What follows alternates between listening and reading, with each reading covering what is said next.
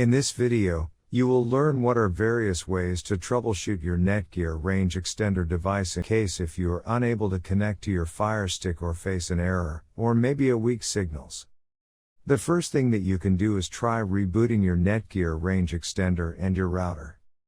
Second, if this does not solve the problem, then try factory resetting your Netgear Range Extender.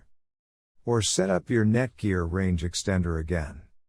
The third thing that you can do is make sure that you are using the latest firmware version on your Netgear Range Extender. If you do not know how to update firmware, watch one of our videos on it. In case if you are still facing any issue with your Netgear Range Extender device, get in touch with our Netgear Range Extender experts for instant solutions.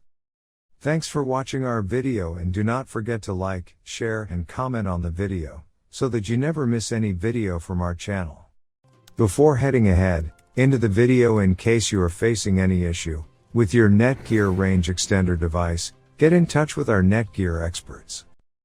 Thanks for watching our video, and do not forget to like, share and comment on the video, so that you never miss any video from our channel.